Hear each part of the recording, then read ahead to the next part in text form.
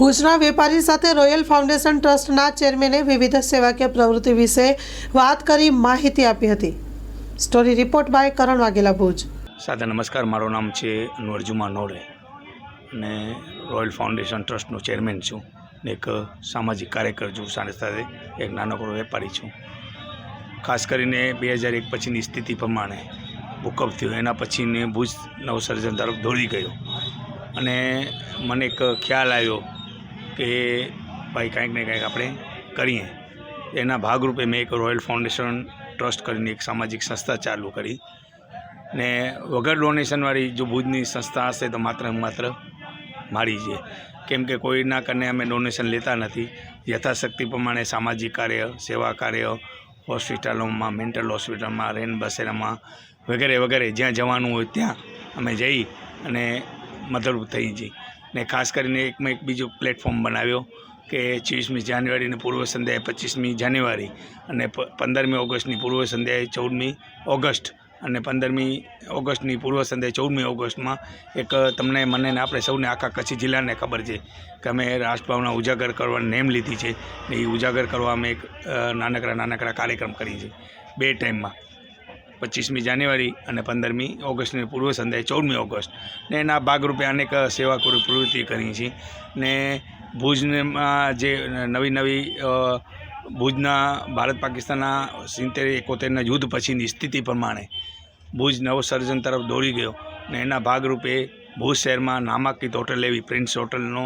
પાયો નખાણો 1974માં। એના ભાગરૂપે આજે કુદરતી મને ખ્યાલ આવ્યો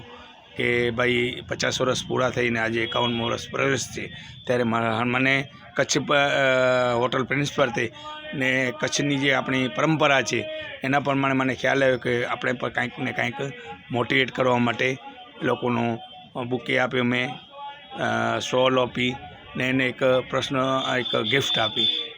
હું સાથે શંકરભાઈ સચદે મારા પ્રેરણાદાયક અને મારા પ્રેરણાસ્ત્રોત છે, એને મેં કીધો શંકરભાઈને કે ભાઈ એક આપણે નાનકડો એવો કાર્યક્રમ કરીએ ને એના ભાગરૂપે આપણે ત્યાં પ્રિન્સ હોટલ ઉપર હાલીએ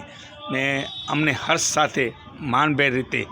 ભાનુભાઈ ઠક્કરે, પ્રિન્સ હોટલના માલિક, અમને આવકાર આપ્યો ને આવકારની સાથે સાથે અમે લોકોનો સન્માન કર્યો તો ગદગદ થઈ ગયા ને 1970 પછીની જે હિસ્ટ્રી હતી એ લોકોની કે 74માં પ્રિન્સ હોટલનો પાયો નખાયો અને પછી ડેવલપિંગ ભુજ થયો ના ખાસ કરીને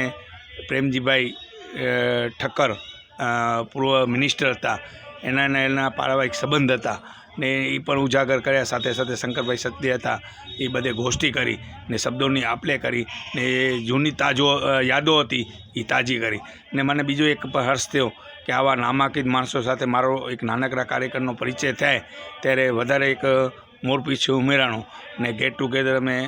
વાત કરી અને એકબીજાને શુભેચ્છા આપી ને એ લોકોનું સન્માન કર્યું। ફરી પાછી રહી મારી વાત કે ભાઈ તમને આ બધે કેમ સૂચે છે, તો એક મારી એક ડાયરી બનેલી જ હોય છે કે ક્યાં શું હોય છે, એના ભાગરૂપે આજે એક નાનકડો કાર્યક્રમ રાખ્યો ને તમને મને ને આપણે સૌને ખબર છે કે આજે નવું વર્ષ છે, 2025 શરૂઆત થઈ, 1 જાન્યુઆરી છે, ત્યારે આપણે દરેક કચ્છીવાસીઓને, ભારતવાસીઓને, ગુજરાતવાસીઓને, ભુજવાસીઓને હાર્દિક શુભેચ્છા આપી કે કાયમી આપણો કચ્છ જે દબકતો રહે અને જે વિકાસનો જે આપણો ગ્રોથ છે વધારે વધારે પ્રગતિ થાય એવી અમે દુઆ કરી। ખાસ કરીને એક ભારતીય જનતા પાર્ટીના સૈનિક રીતે પણ મને હર્ષ થાય છે ને જે વિઝન છે નરેન્દ્રભાઈ મોદીનો કે ભુજ જ્યારે નવસર્જન તરફ દોડી રહ્યો છે, ગુજરાતના મુખ્યમંત્રીનો પણ એક નેમ છે ભૂપેન્દ્ર પટેલ સાહેબનો કે વિકાસ કેમ આપણો થાય। આપ જોઈ રહ્યા છો કે ભુજનો કેટલો ડેવલપિંગ થયું છે, કચ્છનો કેટલો ડેવલપિંગ થયો છે અને ગુજરાતનો કેટલો ડેવલપિંગ થયો છે। તો આના સાથે સાથે નવો વર્ષ 2025 આપણા માટે શુભદાય નીવડે એવી હાર્દિક શુભેચ્છા અને વધારે પ્રગતિ કરે કચ્છ આપણું એવી મારા પરિવાર વતી, મારા વતી હું દરેક ભાઈઓને, દરેક કચ્છીવાસીઓને શુભેચ્છા આપું છું। જય હિન્દ, જય ભારત।